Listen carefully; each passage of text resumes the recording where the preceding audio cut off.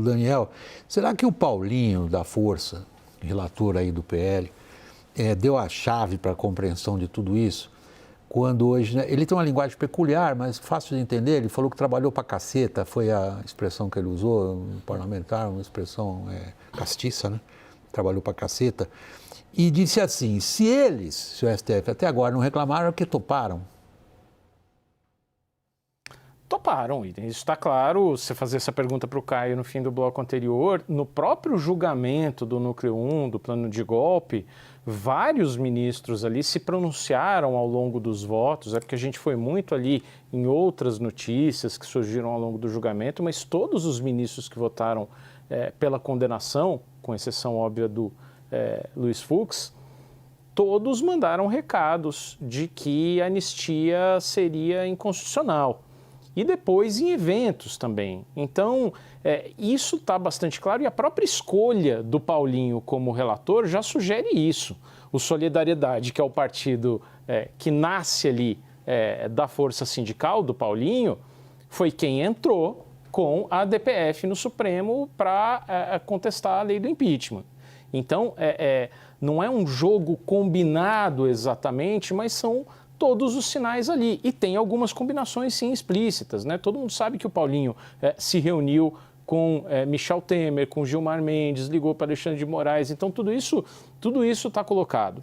Me permita, William, acho que a gente só deixou de analisar o papel de um integrante muito importante da cúpula da política esses dias, que é Hugo Motta.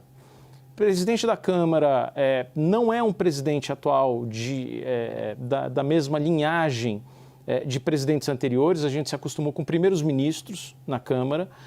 Esse é um presidente da Câmara fragilizado, que acendeu vela para todos os santos para se eleger e que hoje desagrada, não é bem visto no governo, no PT, no bolsonarismo e no PL, nem por Arthur Lira, que o fez sucessor, porque quando atrasa a cassação do Glauber, que é desafeto do Arthur Lira, a conta também vai para o Hugo Motta. E hoje o Hugo Motta deu sinal para todo mundo. Para o governo votando o PL do devedor quanto mais, parece um negócio muito técnico, que combate sonegação, tem uma resistência tremenda do Centrão para esse projeto. Agradou o governo, agradou o bolsonarismo, fez aceno para o Centrão, agradou Arthur Lira pautando a cassação de Glauber Braga, então esse fez aceno hoje para todos os lados. Significa o quê? Daniel?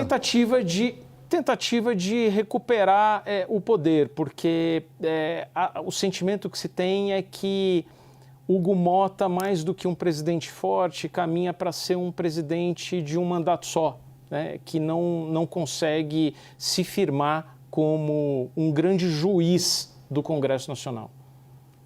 Léo, se a gente considerar nesse quadro também a resposta que o Senado prepara para a questão do voto da lei lá de 1950 sobre impeachment, cuja celeuma foi monumental na semana passada e rapidamente foi sendo substituída por outras manchetes, particularmente a viagem do Toffoli com o advogado lá do Master. Que resposta é essa? Se a gente supõe, intui, se vê diante de indícios de que há um acordão, no caso da dosimetria. Como é que a gente compõe isso? William, eu acho que para compor, a gente tem que olhar um pouquinho também para como é que está a situação lá dentro do STF. Assim, a gente, na ciência política, a gente nunca é treinado para fazer análise política sobre o STF, né? Mas você trouxe aí vários elementos, né? O Gilmar Mendes ele cria uma cisânia com essa questão do impeachment. A gente tem o problema do ministro Toffoli, né? A gente tem problemas com o ministro Alexandre também. Hoje o senador Alessandro Vieira deu uma declaração fortíssima, né? O ministro da Justiça Lewandowski, dizendo que está próximo de um ministro de Tribunal Superior ser preso no Brasil, né? E o ministro Fachin, né, numa coisa muito simbólica, foi em avião de carreira para um evento em Santa Catarina, enquanto o ministro Alexandre de Moraes foi de jatinho da FAB. E o ministro Fachin vai propor um código de ética para o STF. Então, a gente falou no bloco anterior, assim, o que pode estar acontecendo com o Alexandre? Talvez pode estar percebendo que a própria posição dele dentro do STF também não é mais tão sólida, né? Quanto a gente imaginou, quanto foi num determinado momento. E eu tenho a impressão que os ministros, eu não sei se o STF consegue ter uma visão de corpo hoje com as divisões que existem ali dentro, mas que os próprios ministros olham para esse processo e percebem que a terra pode se mexer debaixo dos pés deles também. Eu imagino que esse é um elemento que contribui também para um processo de uma eventual distensão e com todos os asteriscos possíveis, né, que a gente possa colocar nessa palavra. É interessante o que você sugere, Léo, que a gente deu voltas e voltas em torno desse assunto até aqui no programa, tentando entender se ele dura, se ele foi bem costurado, que alternativas que ele oferece a cada um dos participantes da política. E você agora coloca a seguinte frase, a expressão que você colocou agora na conversa, distensão, que a gente pode traduzir também como, eu não sei como definir, retorno a algum normal, uma volta do gênio para a garrafa, digamos, um entendimento que o jogo político tem que se dar por outra forma. Esse acordo teria esse significado de hoje, que nós estamos vendo, que até agora não concretizou, hein? Porque eles não votaram ainda a dosimetria. Sim. Não, a dosimetria eu acho que está bem encaminhada para ser aprovada, se não for hoje pelo tempo, para eles, enfim, está muito bem encaminhada na Câmara, no Senado também, de certo modo. E pelo que a gente falou também no Supremo. Isso, exatamente. O Paulinho da Força e o Daniel colocam um negócio que é... Nós abordamos todas as câmaras decisivas na política brasileira. Exatamente. E a gente falando um pouco do Palácio do Planalto, para ver como o Poder Executivo perde força, né? Perdeu força. A gente falar pouco dele já é bom significado. Exatamente, né? Quem lidera o grande conflito de poderes hoje é Legislativo e Judiciário. A gente não citou aqui o presidente Lula nisso tudo que está assistindo. E foi surpreendido. Olha, o presidente da República é surpreendido com uma pauta polêmica. Conversou com os ministros e não falou nada. Sim, o Hugo Malta teve ontem com a Gleisi, teve ontem no Palácio e não falou nada desse acordo, né? Olha o grau de desprestígio.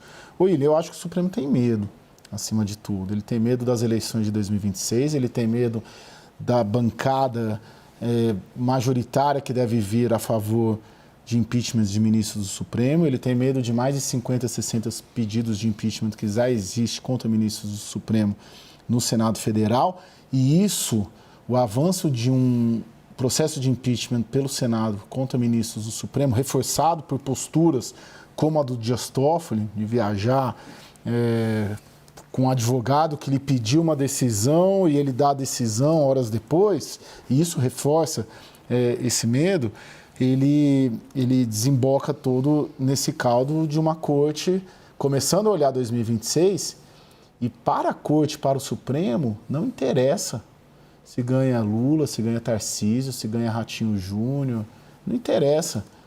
Porque a maioria que vai se formar no Senado Federal contra o Supremo e com número e quórum para, pela primeira vez na história, empichar o ministro do Supremo, vai acontecer a partir de 2027.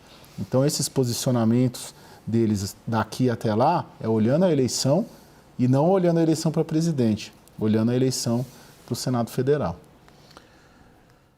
Você está me pedindo a palavra, Daniel? Por favor, prossiga.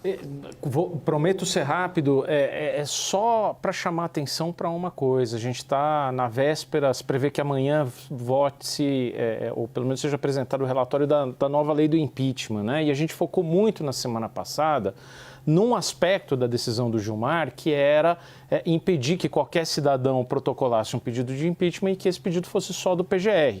Mas tem um outro aspecto, isso provavelmente vai cair na nova lei do impeachment, né? Vai ter um escopo ali delimitado, amplo o suficiente para que muita gente possa pedir impeachment, mas não qualquer cidadão. Mas tem um outro ponto que é o sarrafo, né? Hoje são 41, maioria simples para abrir um processo, né? Vota-se no plenário do Senado, precisa de 41.